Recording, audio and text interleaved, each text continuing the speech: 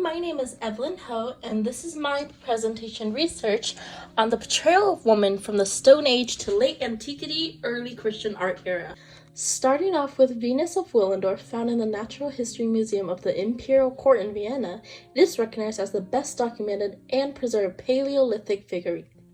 Representing the natural form of a womanly body, this sculpture incorporates various elements of art, such as form and texture, as well as principles of design like balance and emphasis. The figure's body symmetry displays a sense of balance, with only the head slightly tilted to the right. Carved out from Oolithic limestone, the artist of this piece utilized vertical lines to model the body and enhance the differing portions of the human body. Observing it closer, horizontal scraping was used to smooth out the rough and unwanted edges from these scratches. From a viewer's perspective, enhancing the womanly characteristics of childbearing forms great depth and shape with each part of the body.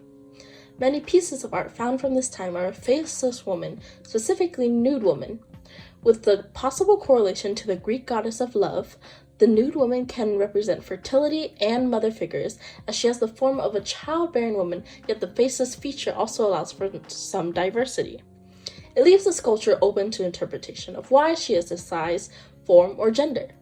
The artwork may have been trying to highlight the natural beauty of women who are able to overcome such great challenges, such as giving birth, but also representing their fragility during these times with a significant small size. It could also represent how women may have had a greater survivability rate as they were able to overcome such great challenges, while men who are seen less often in artwork in this era may have not survived as long due to the lack of durability of childbearing and high strenuous activity. Looking at art from the ancient Egypt era, Hatshepsut with offering jars. With the tradition of ancient Egypt, where women obtaining roles of high authority until a male ruler was grown enough to assume this power, female pharaoh Hatshepsut takes on this kingship role and ruled Egypt for over 2 decades. Made for the mortuary temple of Hatshepsut, these kneeling figures use symmetry, a lack of space between her arms or waist, and de-emphasis on the breast to resemble more of a male body for kingship. In contrast to the head, cloth, and beard that are associated with kingship, the inscriptions on the sculpture use more feminine form that would identify her as female. Made of the hard stone, granite, sculptures like this, and many similar, portray her as a sphinx, kneeling, sitting, or standing. Hatshepsut serves as not only one of the first females to have such great power, but as a connection to the Egyptian spiritual world, communicating and bringing thanks to the gods for ancient Egypt's continuous prosper. She further proves her dedication to her people and land by kneeling to the gods, maintaining the culture, religion, and politics connection present in Egypt during this time era. Focusing on the kneeling position, we recognize that a king would only kneel to a god, the primary god Amun-Re, and she is seen with 2 bowls, an offering to the god, who passes these sculptures of Pharaoh Hatshepsut. The sculpture enhances the difficulty of kneeling, displaying the uncomfortable position of the feet and the pressure on the legs and knees to stay in such a position. It also provides a more long-lasting and eternal image that would symbolize the power and rule that Hatshepsut had over Egypt and her influence toward the movement of women gaining more power in society. As we progress through the timeline, we reach the late Antiquity, early Christian era, where we are observing the Semachi tablet or panel. Displayed underneath an oak tree, a graceful priestess wearing a long tunic can be seen holding a bowl of possibly incense as a small child in the background carries a vase and fruit. The art piece incorporates the aspect of moving and repetition through line and form, creating different layers and depth for each element of the panel, as well as through a repeating lotus and palmet frieze that has fallen off with time and wear since first made.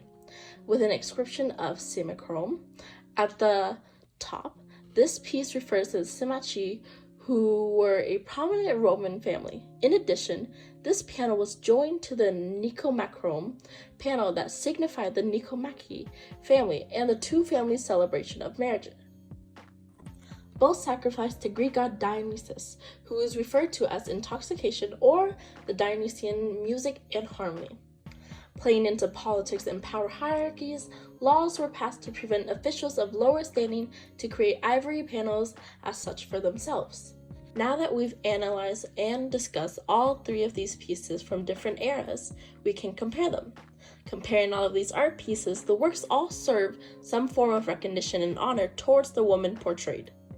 The Venus of Willendorf symbolized mothers and the hardships that made them stronger within, while the kneeling Hatshepsut with offering jars signified the rise of power for women and their ability to maintain this authority within a society.